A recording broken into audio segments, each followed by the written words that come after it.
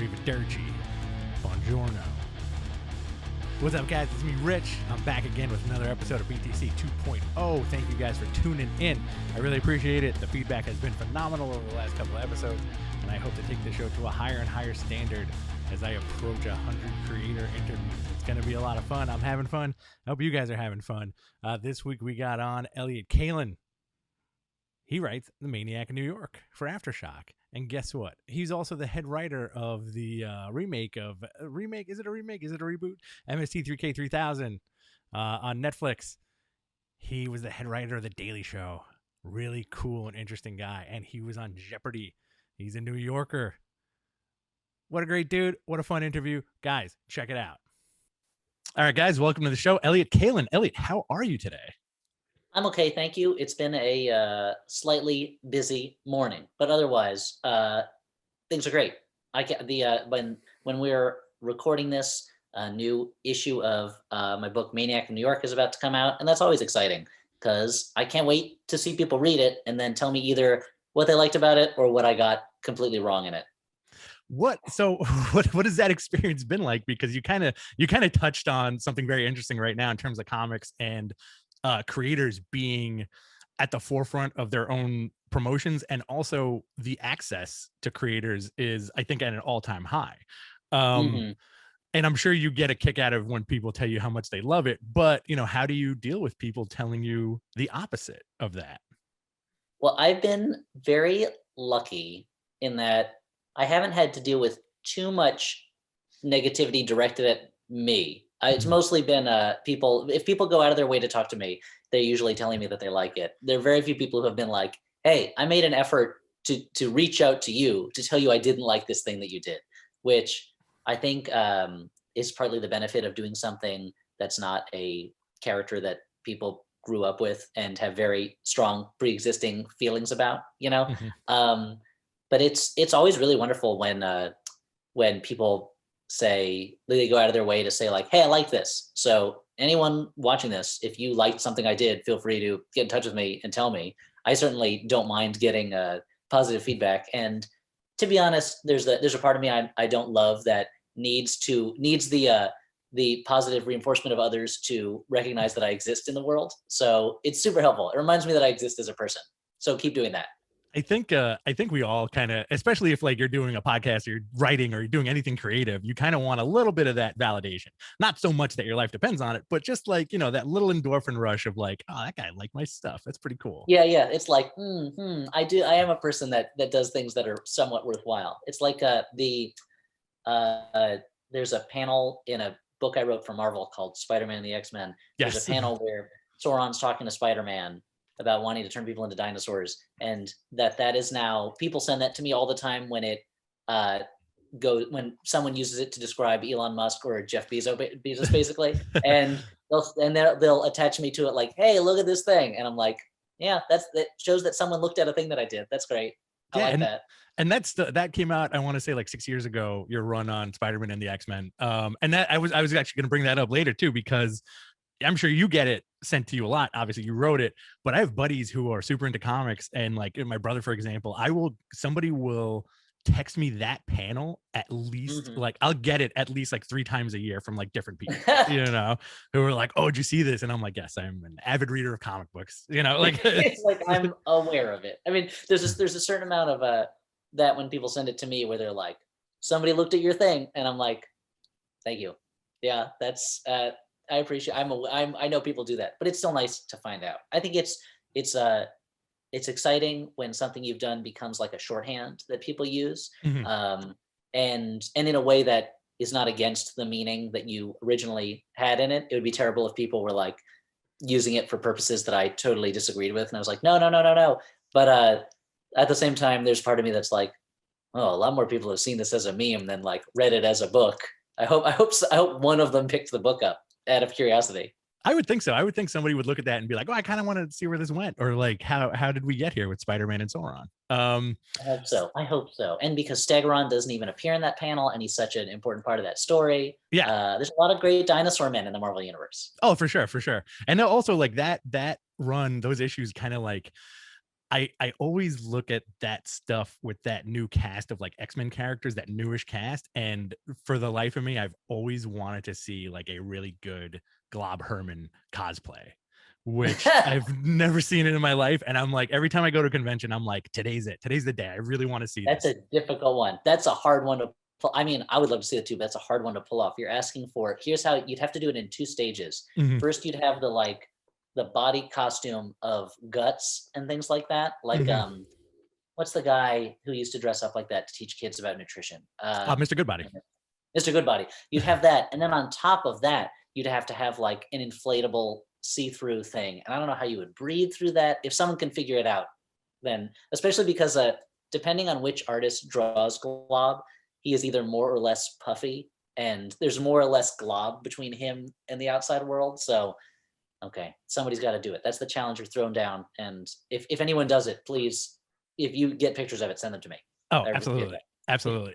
I would imagine like it would have to be one of those see-through inflatable sumo costumes, right? Yeah. And then the Okay. person inside, but also you kind of have to fill the see-through sumo costume with some kind of like plasma, right? Something Yeah, yeah. pinkish. This it's the stuff from Ghostbusters 2. You Yeah, just there you fill it up go. with Ghostbusters 2s, and you're done. Yeah, you got it. So talk to me about Maniac of New York.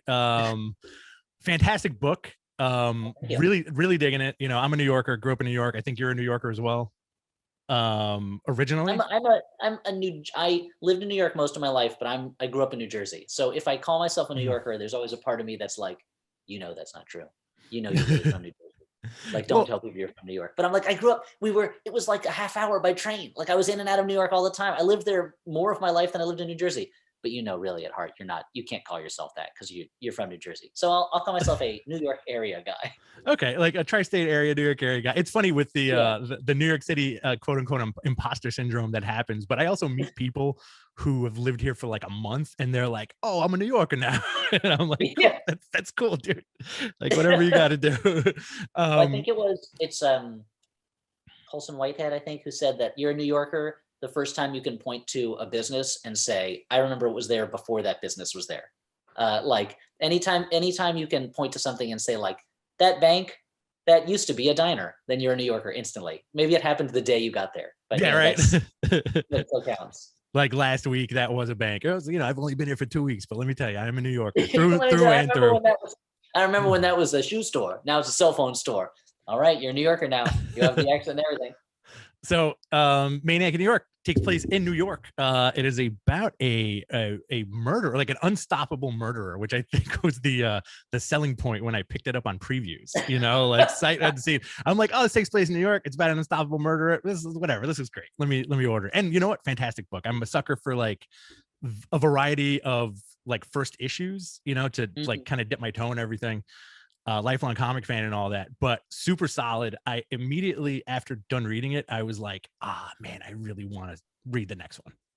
Oh, awesome. That's great. Well, there's more coming out. It's a 5-issue story, and it looks like there's a strong possibility there'll be another series after this one. I'm working on the story for that right now. But it's a book it's an idea that had been crawling around inside my head for a long time. Mhm. And I think I'm not hiding very hard the influence of a certain slasher movie that takes place in New York and does not really take full advantage of the fact that it's in New York for Mhm. budgetary reasons. And for a long time there's something very scary about me. The scariest thing to me is a monster that isn't like sneaking around in the shadows, but a monster that just you can't stop, you can't kill it. It just walks around and does whatever. And just the idea of this figure that's unkillable, much like your Jasons and Freddys and stuff, who are essentially, you can kill them enough to stop them until the next movie, but you can't really Mhm. destroy them for good because they'll end up in space or hell or whatever, and then they come back. They The idea of someone like that just kind of wandering through New York, unable to be stopped, and you either leave the city or you have to deal with the fact that this is a thing that could happen to you at any point. And that's always been a very scary concept to me. When I lived in New Mhm. York, I would be riding on the I would be in Queens, going on the trains, the elevated above ground trains, or in Brooklyn, and I would look down at night and I would just imagine that I could see a monster walking down the street, and Mhm. how frightening it would be. The idea was to me that, like, even if I'm not in danger at that moment, because I'm on a train, like, and it's down on the ground, it can't Right. get to me. The idea that it's wandering around there somewhere was so frightening to me. Um, and wanting to kind of take advantage of the city and all the things that can happen in a city as big as New York. There's so many different types of people and so many different types of locations.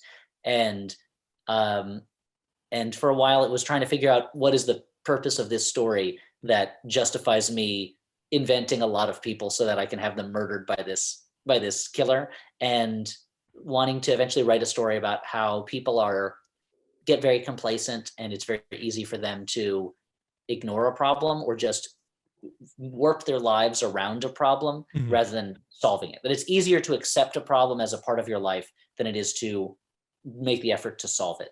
And the first storyline is I mean, basically just because it happens on a subway train is very heavily influenced by my favorite movie of all time, The Taking of Pelham 123, Mhm. which is like that. Like, I love that movie. I watch it whenever I need like a shot of New York, and I'm Oh like, yeah.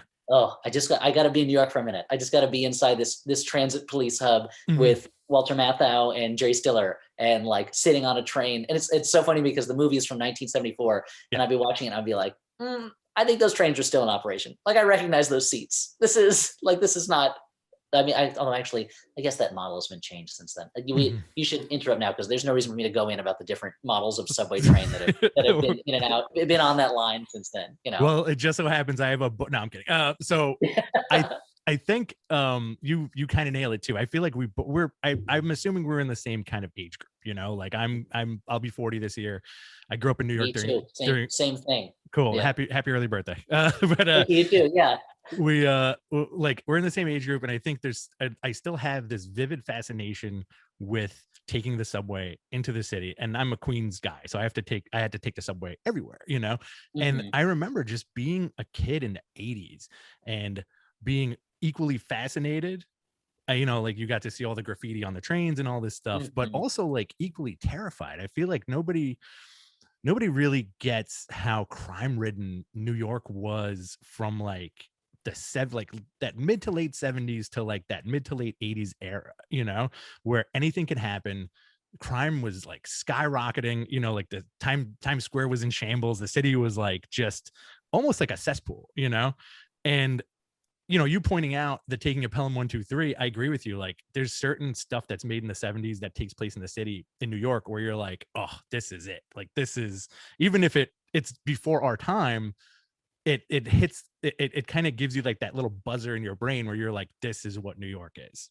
Yeah. And there's a. I feel like we grew up steeped in that era as like the New York era. Like, especially, I Yeah, don't know if you were like growing up. I was a big punk fan, and yeah. like the late '70s, early '80s in New York, it was like, well, if you weren't there, then I guess you can pretend to be a punk fan. I guess Mhm, that's the time, because if you weren't living in a loft with seven other people mhm, in a building that used to be a textile factory, and there's no bathrooms that work, and then you're going to see shows all night, and at least three of the people are gonna die of drug overdoses, mhm. and you're gonna get mugged all the time, then I guess maybe you can say you're a punk fan who lived in New York. But there's that era is very has like a mythic feel to it. But at the Yeah. same time, like, my grandmother has lived in New York City her entire life. Mhm, She lived in Manhattan and in the Bronx, but she's lived in Manhattan for the past uh 60 years, basically. No, that's not true. 50 some odd years. mhm, And she was there during that time, and her lifestyle is very much like going to the theater, going to nice restaurants and the opera. And I think a mhm, lot about how New York at that time was, it had these two dichotomies, which in some ways have only gotten more extreme, between people who knew they were living in a place that was falling apart, mhm. but could afford to live a life that was ignoring that, and the people who could not and just had to deal with the fact they were living in a place that's falling apart. And this book is set now. It's not set back then, but there's this feeling again in New York, I think, of like, you're either very rich, or Mhm. you are like walking through trash. on the way to get places. And that's, I haven't spent as much, I live in LA now, so I haven't been to New York in over a year, but I was talking to my stepmother who shuttles in and out of New York and New Jersey for work. And she's like, oh, there's homeless people everywhere. There's trash everywhere. And I was like, yeah, I mean, that's kind of New York. Like there was a time when my family went back to visit my wife and my kids. We went back to visit my family on the East Coast, and we were in New York, and it felt there's all these new buildings up. We were in areas that we used to spend a lot of time in, and now suddenly there's all these huge buildings that look very expensive. Yeah. And then we went on the subway, and there was just a pile of human poop sitting on the subway platform, and it like really touched my heart in a way. I was like, New York, you'll never be that different. Like you're never going to be so different that there's not going to be human feces on the subway platform. And it was like when you a friend of yours, not that this has ever happened to me, but I imagine it's like a friend of yours suddenly gets very rich, but then you're sitting with them and they just eat a whole bag of Doritos in front of you, and you're like, okay, you're still the same guy. That's, you know what, you're never going to change that. Yeah, it's the poop on the subway is the sobering reminder that you're still in New York. Like and it's funny too, because like, I'm a photographer for like my day job, I guess, right? You want to call it. And I get to meet a lot of people who move to New York for acting or modeling or whatever it is, and I always ask them a variation of the same question, which is like, I bet you didn't think the subway was going to get that stinky in the middle of summertime, because that's another sobering like reminder that you're still in New York, like taking like the R train somewhere during like a heat wave in summer. It's like, oh my God, like where am I right now? My wife and I still will reminisce about like one of our first dates. We had a very romantic moment, but it was on the platform of the Second Avenue subway stop downtown, and it smells terrible there all the time, and like it always smells like urine. And so it's like we have this moment of when we were first dating and first falling in love is like intertwined with the scent of like just warm urine in the air around you underground where it's already hot and gross. And it's like, yeah, that's New York. It's always got like that smell is baked into the tiles. It's not going away ever. I think it's time released. They did that in the 60s. yeah. They put a certain amount in. They said, okay, every 72 hours it's going to refresh itself. Yeah. This is just to remind you where you are right now. And like that stuff is funny. Like the book, like just kind of going back to the book, and you capture that. Like there's a very dirty feel to the art in the book, and just like the interaction between the cops and trying to get this job done, trying to solve this, trying to find Harry amongst all of this stuff. And one of the things that I just want to say, you mentioned art. I just want to say that's all due to Andrea Moody, the artist, who he's really great. I've loved working with him on it, and he brings such a like atmospheric grime to it. Like I love his facial expressions, and I love the atmosphere he brings to it. But New York, it's and then sorry, I interrupted, but New York, it's like, it feels to me like, and I love New York, but after living there for a long time, I had to leave because it felt like living in an anthill, and everyone is constantly butting heads, and it's just hostility everywhere. And it's something that I now enjoy writing much more than I was enjoying living for the last few years I was there. But Andrew really, he captures the feel of that so well in his art. Yeah, I think you also hit the nail on the head right there too. Like sometimes, like, you can look out your window and write what you're seeing, but you need to remove yourself from it to, I think, appreciate that kind of like dirt and grime and the butting heads and all that stuff. It's kind of fascinating too, especially now, like during the pandemic. Like your relatives were 100% right. Like going to New York now. Like I remember having a gig like around Thanksgiving across the street from Madison Square Garden, like right on 8th Avenue. And just like, I was looking out the window, like, man, like I hate to use the term, but I'm like, wow, the bums are back. Like they're back in full force right now, And it's a thing that it feels bad because you can't help but think of it as something that's happening to the city when like those are people, and those are people who need a place to live. And like, it's difficult for that. Like one of the things that, but at the same time, it's part, I feel like the part of the mentality of living in a city is it's you against this massive organism. And so like people stop being people. And one of the things that I'm trying to do with this series is Mhm. to kind of not, and I don't know that I'm fully succeeding, but trying to make it so that the people who are essentially, maniac fodder Mhm. are get at least a little moment where they are a person, Yep. or trying to make it so that all the different people in New York get to, because I would have this experience all the time. I spent a lot of time riding subways, so all my stories are about subways. But Mhm. where you'd be on one of those stations where you're on a train and another train is passing by, Yep. and you see a glimpse of a person's face through the window for just a moment, and it's like, in my life that person is set dressing. Like, that's just because my life needed a lot of people to fill that train so it looked like a real train, but in that Mhm. person's mind I'm set dressing, and their story is about them, and they have a whole life in whole other places that I don't know anything about.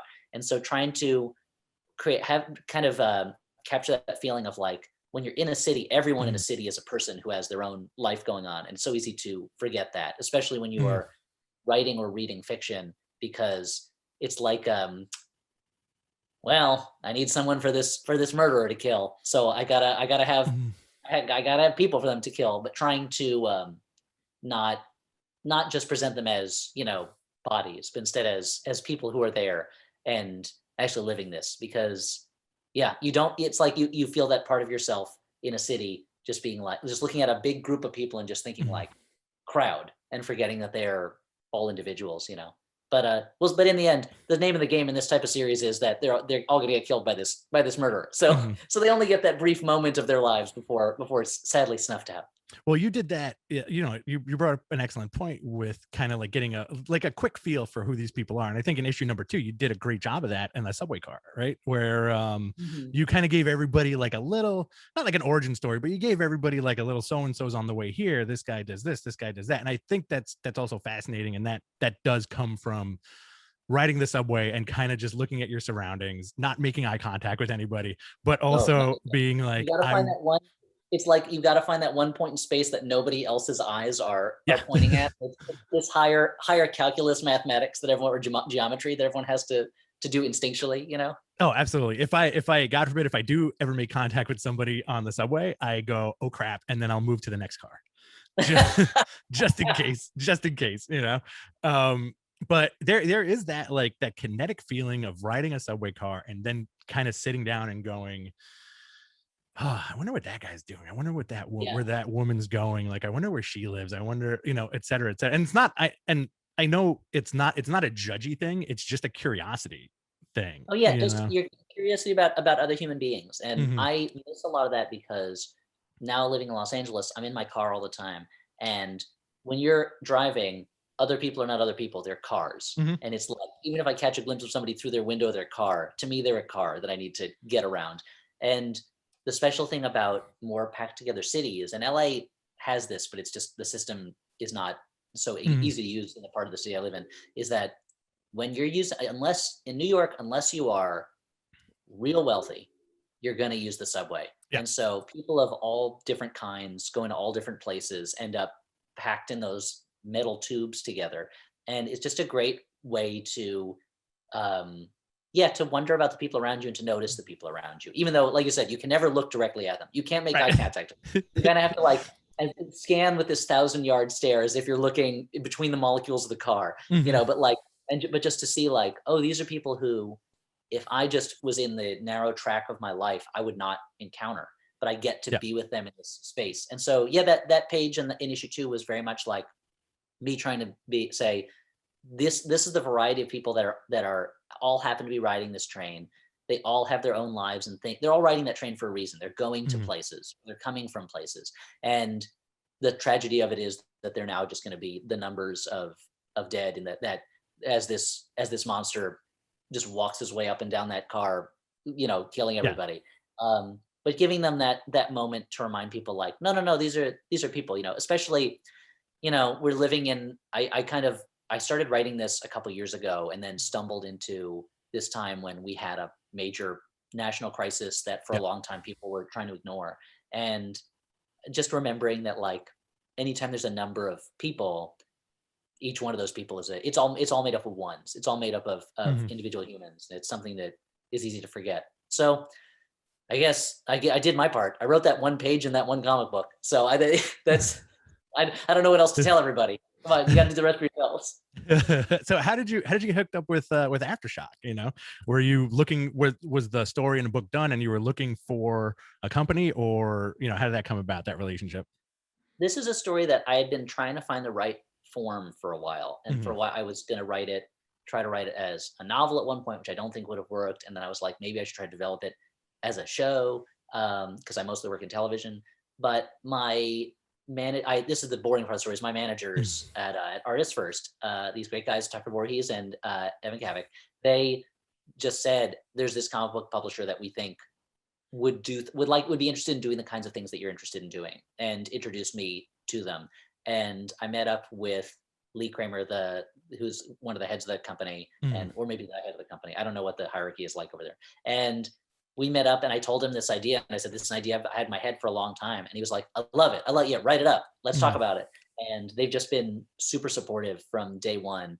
And it fits into their kind of publishing philosophy, which is they want to put out stories that people have like a real visceral reaction to, Okay. that really grab people. And they've got a lot of great horror books. And it was exciting to be able to bring this story to them Mhm. and not have them say, okay, but how does this fit into the continuity of the Aftershock universe? Because there isn't one, which was Right. great. Because Yeah. it's like I don't have to worry about, and it means that Maniac Harry, his existence is frightening in a special way because there's no other fantastical things in this world. Mhm. And they've been super supportive. I've been really happy working with them. They've been great. That's pretty cool. So, now you have the book out from Aftershock. The book very much reads like a classic slasher flick. Mhm. Did Were there any influences as far as like those classic horror movies go that you were kind of like, you know what, like I really like this. I'm going to take this bit here and this bit here and kind of throw this in my own book.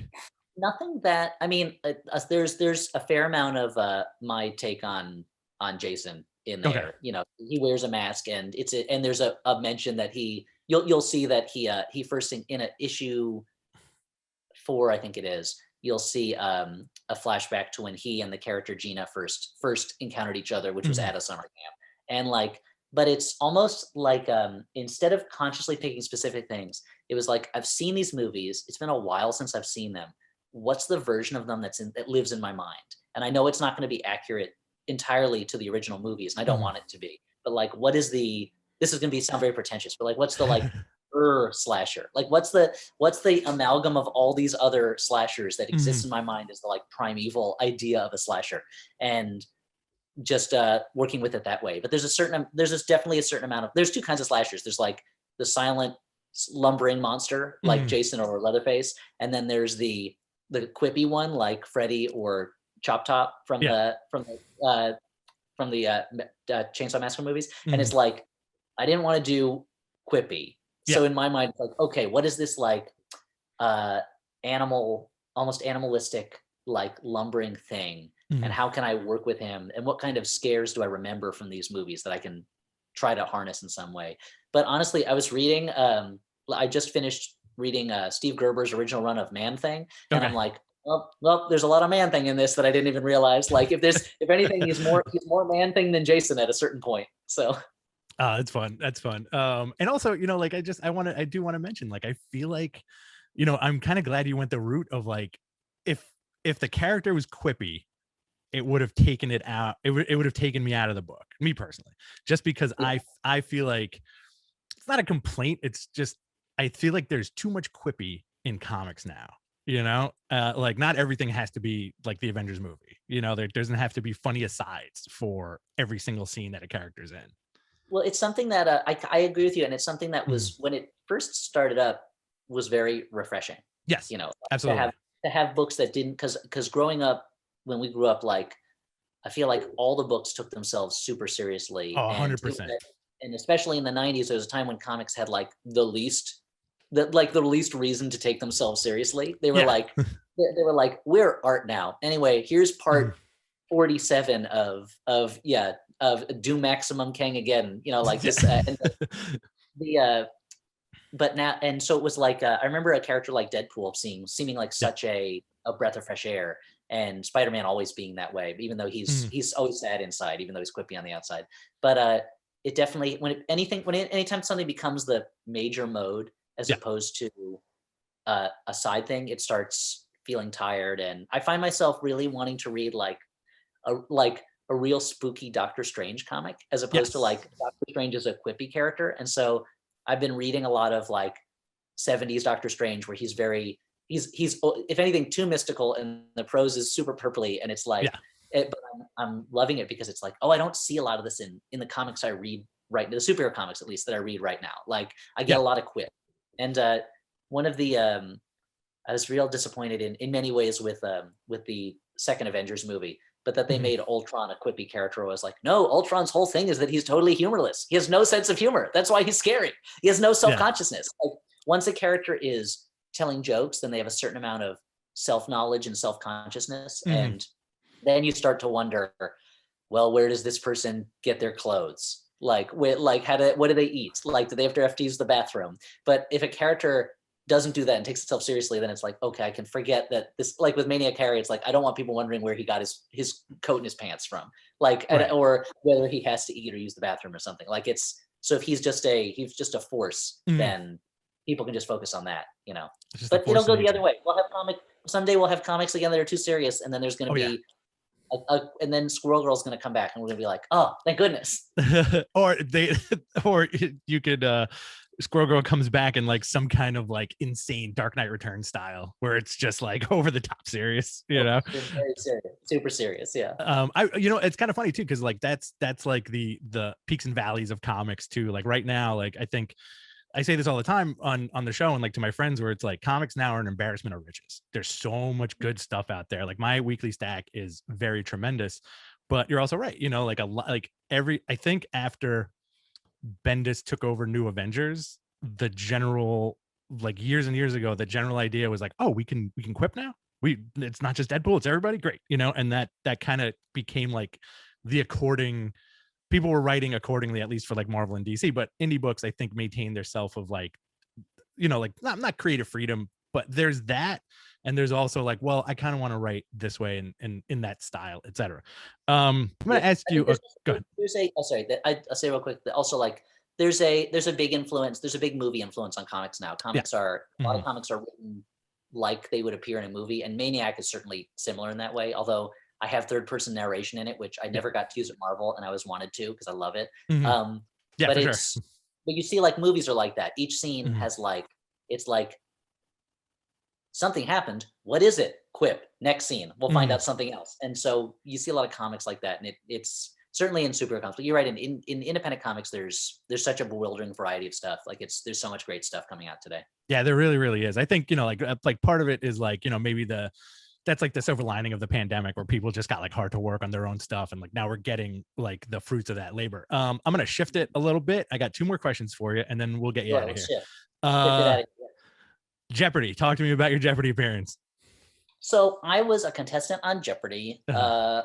earlier this year, and it was a very strange experience. Partly Okay. because my whole audition process, which is a long process, was during the pandemic, Mhm. and was all over the phone and or my computer, and I kept being scheduled to be on the show, Mhm. and then the schedule kept being delayed. I think mainly for Alex Trebek's health reasons. Yeah. And I was in the audience as an alternate his last day of taping, Oh, and they wow. didn't end up meeting me. And then I was supposed to come back a couple weeks later, and the day before I was supposed to be on the show for real was when Alex Trebek passed, and Oh, it wow. was like it was such a sad thing, and it was I was of all the people affected by that, I was obviously the least affected. Like there's, his Yeah. family and the people who worked with him for many years.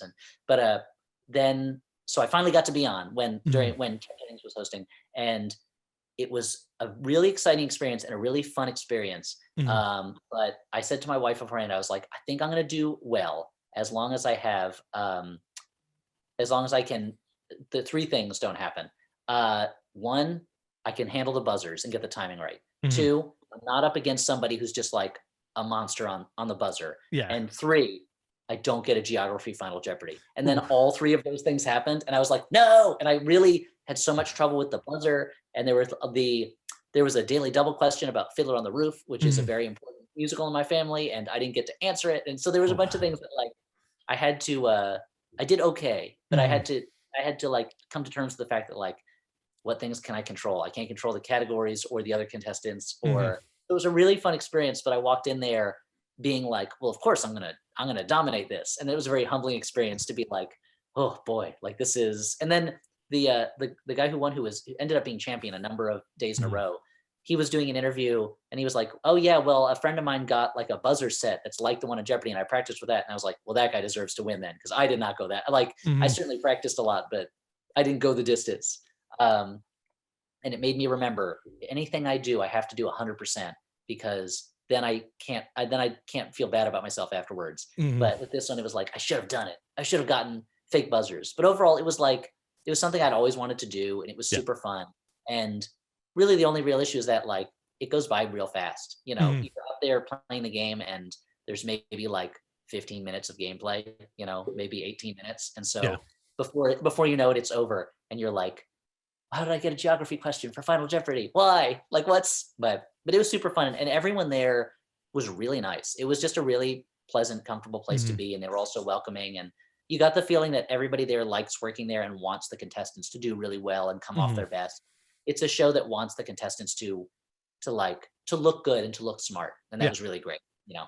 Yeah, that's awesome, man. Like my wife and I are such huge fans of Jeopardy. Like we're such nerds to the point that like we've been DVRing Jeopardy for ages, you know, just so at some point during the week we're like, yo, we got 4 Jeopardies, let's knock them out, you know, and we'll just watch them all. So like as soon as when I contacted you on Twitter, thank you by the way for taking my message. Your photo, your avatar is you on Jeopardy, and I was like, holy shit, was he on Jeopardy? You know, and just kind of had to zoom in. How did I miss it? It was not the most. I'm not the most memorable contestant, so that's why. But the best thing about the whole thing was when I was a kid. I've been watching Jeopardy since I was a kid. Yeah. When I was a kid, I would watch it with my dad, and he would know almost all the answers, and I'd be like, how does he know this? And my older son, who's 7 now, he really got into helping me practice and watching the shows with me. That's and cool. I got to have that experience in reverse, where he would be like, how do you know all these questions? And he just got super excited about it. And he just loves games. He's into game mechanics and things. And so it was that was the best part of it, was getting to share it with him and practicing on it. That's very sweet. That sounds very sweet. Were you kind of just like egging him on a little, to be like, of course I know everything, I'm your dad? Yeah, I mean, he knows that there's plenty of stuff that I do. He's already old enough where like when I tell a joke, he goes, "Oh, you always have to tell a joke," and so he's over being impressed by me. That's hysterical. Okay, one final question, Elliott. What is the sandwich of your dreams? The sandwich of my dreams. That's a good question. I'm gonna say it is. There's not too much on it.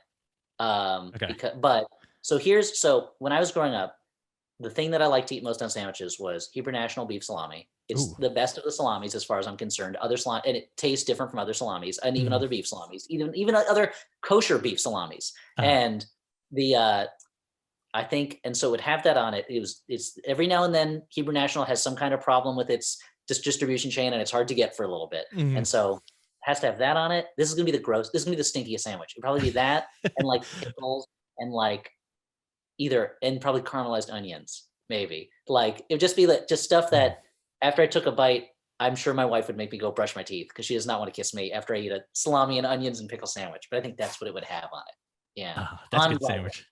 On rye bread. Toasted or regular? Just a little bit toasted, because I don't want it to get too soggy from those pickles, but or the onions, just a little bit toasted. But if you offered me hot pastrami, I wouldn't say no to that either. You know, I guess what I'm saying is I'm a very Jewish person when it comes to sandwiches. There's nothing wrong with that. Listen, man, like I got a buddy that he works for Dark Horse. He lives in Oregon, and he gold-bellied himself a Katz's pastrami like like a month ago, and was like, dude, this was amazing, because he only comes to New York for the Comic-Con, you know, like for his company.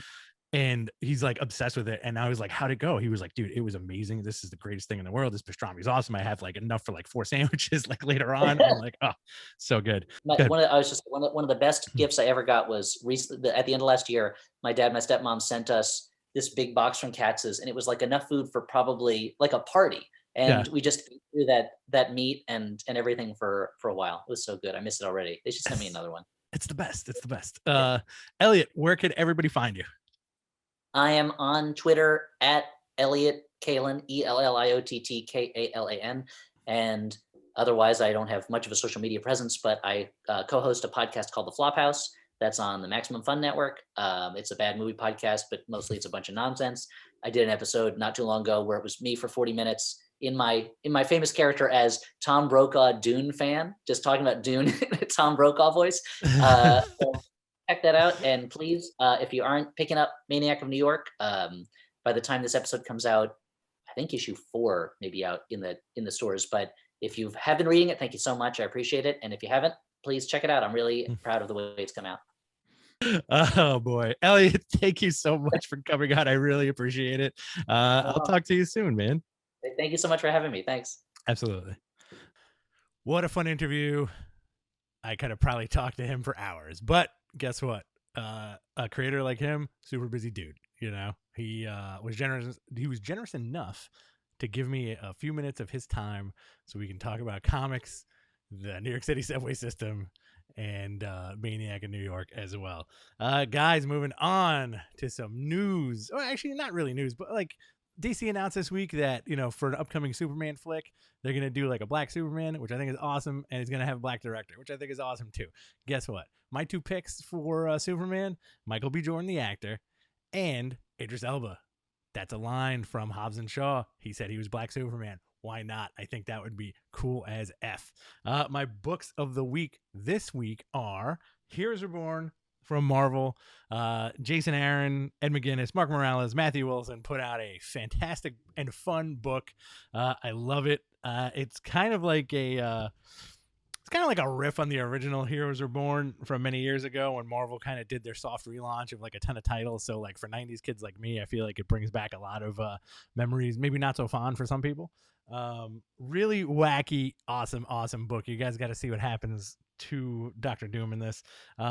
Immortal Hulk, number 46, from Ewing Bennett, Jose Bravo, and Mounts. Oh my God.